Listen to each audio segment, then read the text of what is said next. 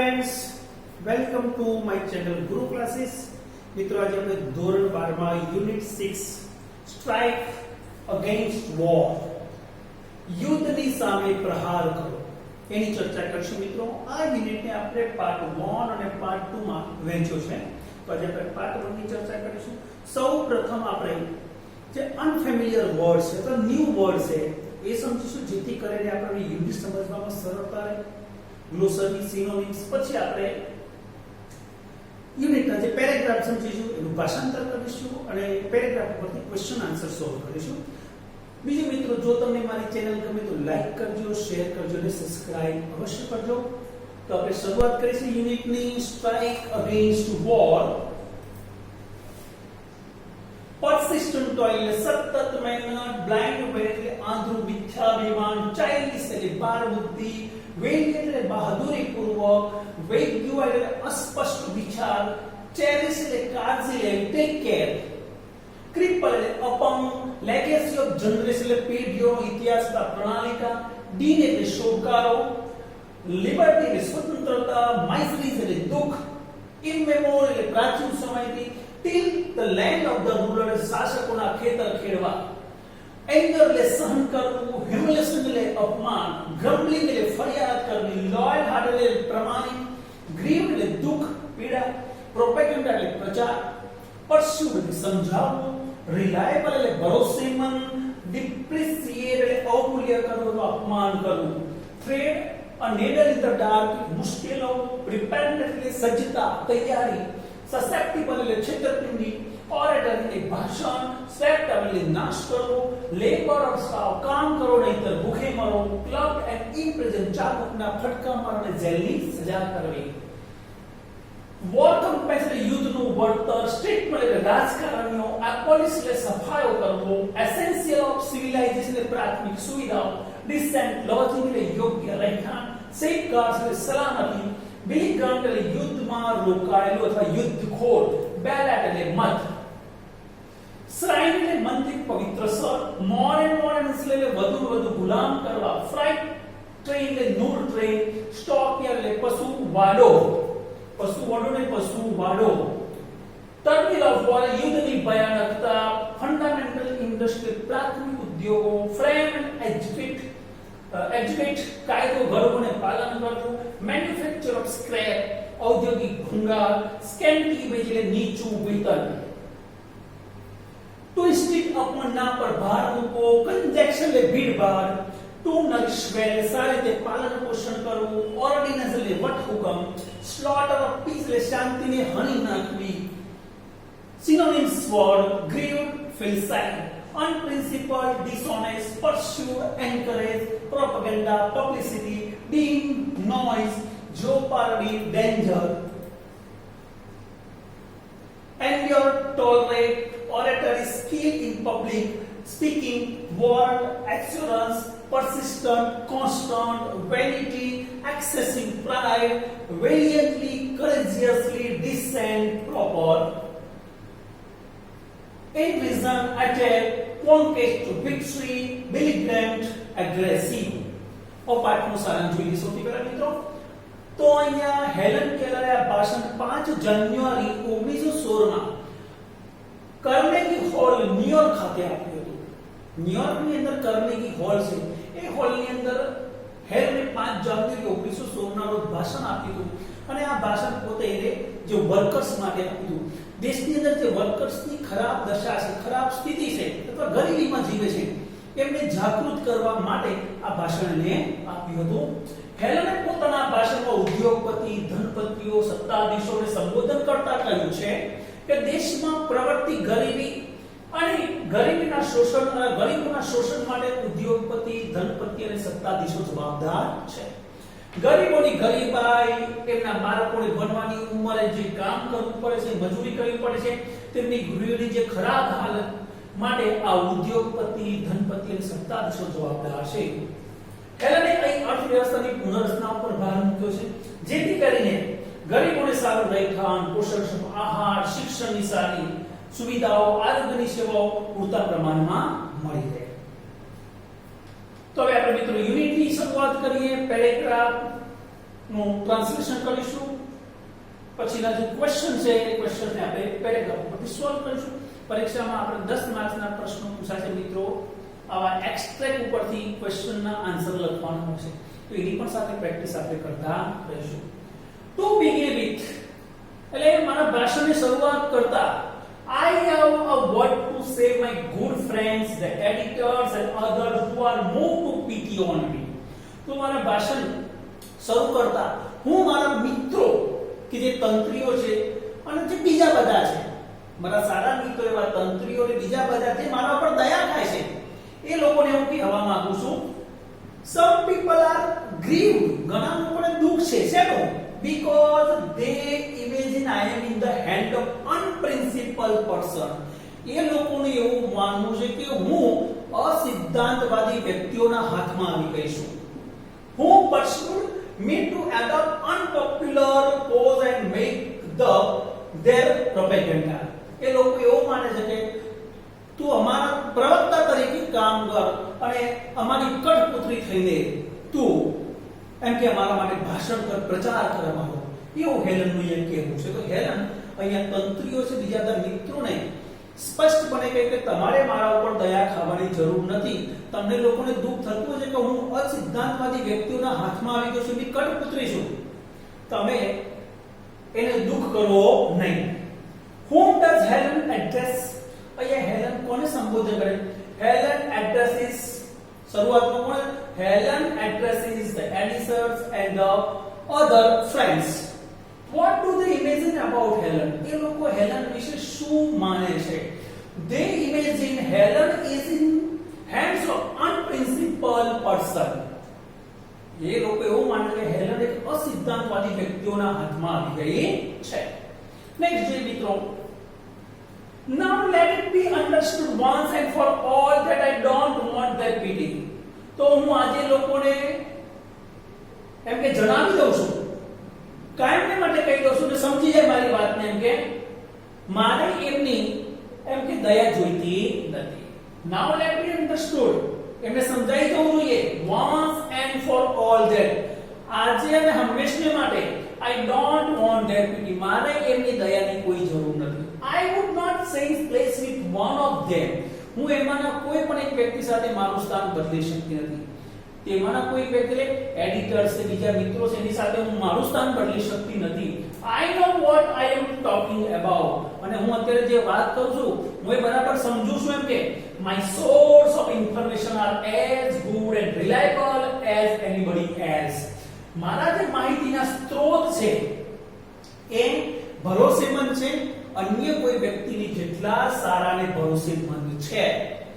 Does she need any kind of pity or kindness from them? No, she doesn't need any kind of pity or kindness from them. What are the source of her information? તો કે મિત્રો આનો પ્રશ્ન છે ને next પેરેગ્રાફમાં આવશે. Does she depreciate the editors? એ બી આગળના પેરેગ્રાફમાં છે. આ બે પ્રશ્નો આપણે નેક્સ્ટ પેરેગ્રાફમાં સમજીશું મિત્રો. Are you papers and magazines from England, France, Germany and Austria? મારી પાસે ઇંગ્લેન્ડ, ફ્રાન્સ, જર્મની, ઓસ્ટ્રિયાના પેપર છે that I can read myself, અને આ બધા પેપર્સ હું જાતે એટલે કે સમાચાર પત્રો છે, મેગેઝિન છે મારી પાસે ઇંગ્લેન્ડના, ફ્રાન્સના, જર્મનીના, ઓસ્ટ્રિયાના, આ બધા હું જાતે વાંચી શકું છું.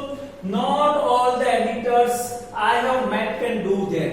હું જેટલા પણ ન્યૂઝપેપરના તંત્રીઓને મળી છું એ લોકો આ કામ નહીં કરી શકે, એ લોકો આ બધી ભાષાના પેપર વાંચી શકશે નહીં.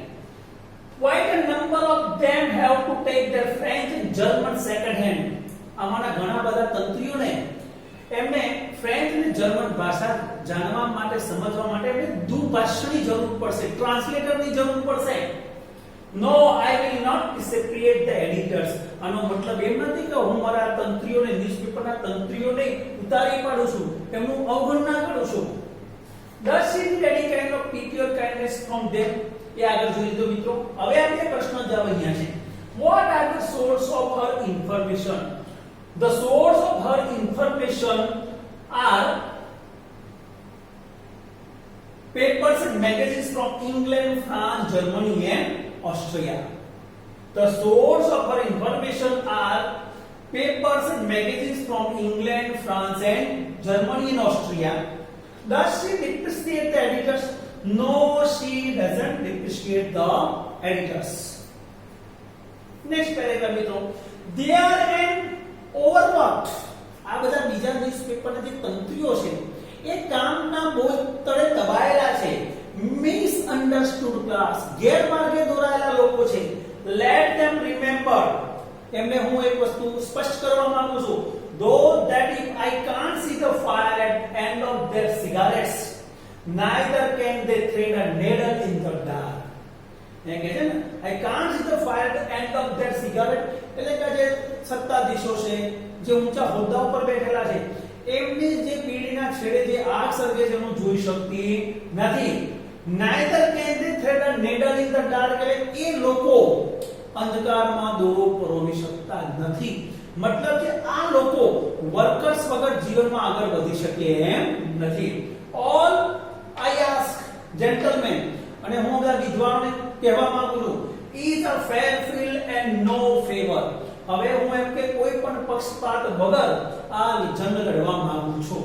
I have entered the fight against preparedness and against the economic system under which we live. આપણે જે અર્થવ્યવસ્થા નીચે જીવીએ છીએ એ અર્થવ્યવસ્થાની વિરુદ્ધમાં હું સજ્જતા સાથે લડવા માટે જંગે ચડી છું. It is to be a fight to finish and I ask no quarter. અને હું અંત સુધી લડી લેવાના મૂડમાં છું. હું આમાં જરા પણ કચાર છોડવા માંગતી નથી. Against what did Helen ready to fight? So Helen is ready to fight against the economic system under which under which they live. How can we say that Helen was fit to fight? આપણે કહી દઈએ કે ભાઈ Helen લડવા માટે મક્કમ હતી, તો we can say that Helen was fit to fight. It is to be a fight to finish and I ask no quarter. In this way we can say that Helen was fit to fight. આ જે છેલ્લા બે વાક્યો કહે છે કે ભાઈ Helen લડવા માટે મક્કમ હતી. Neither can they thread a needle in the dark, explain it. Neither can they thread a needle in the dark. આનો મતલબ સમજાવો. The statesmen, the rich people cannot develop themselves without the help of the workers. એનો મતલબ છે કે જે અહીંયા સત્તાધીશો છે, બિઝનેસમેન છે, એ લોકો વર્કર્સની મદદ વગર જીવનમાં આગળ વધી શકે એમ નથી. They need the help of workers. એ લોકોને વર્કર્સની મદદની જરૂર પડશે. All the machineries of the system has been set in motion. અર્થવ્યવસ્થાની દરેક જે મશીનરી છે એ કામે લાગી ગઈ છે. Above the complaint and the din of the protest from the workers is heard the voice of authority. વર્કરની જે ફરિયાદો છે, વિરોધના સૂરને ઉપર જઈને authority એટલે સત્તાધીશનો અવાજ સંભળાઈ રહ્યો છે. Friends, it says, fellow workmen, patriots, your country is in danger. તો સત્તાધીશોનો અવાજ સંભળાઈ રહ્યો છે. મિત્રો, fellow workers એટલે સહકર્મીઓ, દેશ ભક્તો, આપણો દેશ મુશ્કેલીમાં છે. Whom does Helen address here? અહીંયા હેલન કોને સંબોધન કરે છે? Helen addresses the statesman. Helen addresses the statesman here. What has been set in motion? All the machinery of the system has been set in the motion. What does they say? એટલે કે સત્તાધીશો શું કહે છે? They says, fellow workmen, patriots, your country is in danger. Next જોઈએ મિત્રો.